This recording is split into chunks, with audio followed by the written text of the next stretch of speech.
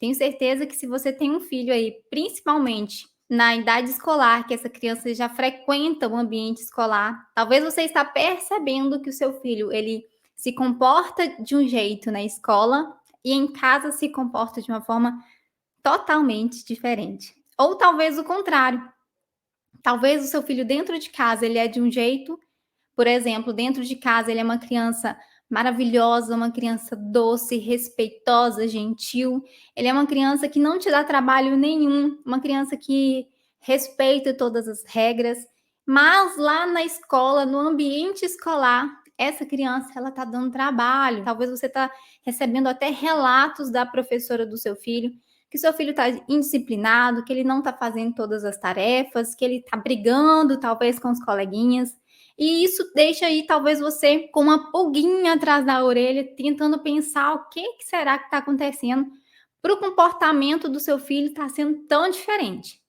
E o oposto também é muito corriqueiro, né? De muitas vezes o seu filho ser uma criança maravilhosa na escola, de receber elogios da professora, de ter feedback super positivo, de ser uma criança gentil, amável, educada, de que não dá trabalho nenhum na escola, mas dentro de casa é uma criança que no dia a dia com você dentro de casa é uma criança mais agitada, mais indisciplinada, uma criança ali que talvez você coloque um limite para ele, ele já fica muito frustrado, ele não aceita ouvir nãos, e tá aí essa situação desconfortável, você não sabe o que está acontecendo, que essa criança parece que tem duas faces, né? Em determinados lugares ele se comporta de maneira diferente.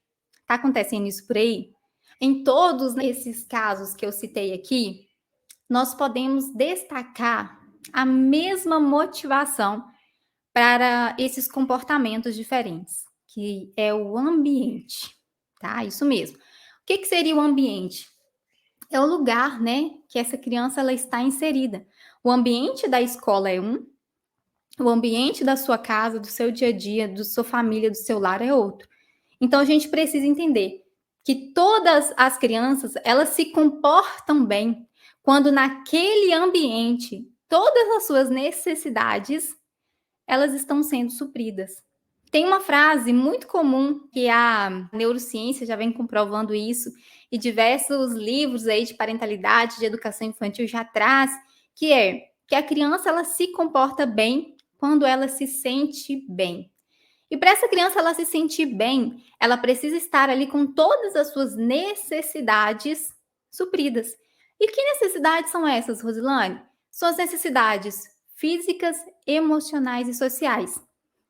Sim, todos nós seres humanos, eu, você, nós temos necessidades que elas precisam ser supridas todos os dias, diariamente, em todos os ambientes, que são necessidades físicas, emocionais e sociais. Então, por exemplo, o que seria então a necessidade física, né? Que a gente pode destacar a questão do sono, a questão da fome, a questão de uma rotina muito puxada, da criança estar cansada, estressada, talvez a criança até com dor no corpo, de tanto que ela pulou, de tanto que ela brincou na escola, e ela pode sentir ali um estresse, um desgaste, um cansaço muito grande. E quando essa necessidade física ela não está atendida, essa criança ela pode se comportar de maneira mais desafiadora, de maneira mais diferente em determinados ambientes. Quando, por exemplo, vou dar um exemplo bem claro aqui para você entender. Talvez a sua criança, ela não almoçou bem, ela não quis almoçar, então ela foi para a escola e ela já foi para a escola com fome. Então, quando essa criança já está com fome naquele ambiente escolar e ninguém se atenta àquela necessidade física dela, essa criança ela pode se comportar de maneira desafiadora, pode ter mais episódios de birras, pode se tornar uma criança mais reativa, justamente por uma necessidade física não atendida. Lá na escola, ela pode se comportar assim, e talvez em casa ela não se comporte dessa maneira. E da mesma forma, ao contrário, talvez essa criança, na escola, ela se comportou super bem, ela participou de todas as atividades, mas quando ela chega em casa, ela já está super cansada, super estimulada, ela está ali com um nível de estresse já muito grande, porque tudo que ela precisa é descansar, desacelerar, e quando ela chega em casa, no ambiente de casa, existe ali muita cobrança, existe ali muitos comandos, muitas ordens para essa criança fazer muitas coisas ao mesmo tempo. E por essa criança já estar cansada fisicamente, estressada, precisando relaxar, essa criança ela é ainda mais estimulada por comandos e ela pode também se comportar de maneira desafiadora. Então, esse ponto das necessidades físicas é um ponto importante para a gente levar em consideração, porque quando o seu filho está em determinado ambiente e que essas necessidades físicas elas não são supridas, pode haver um comportamento desajustado, tá bom?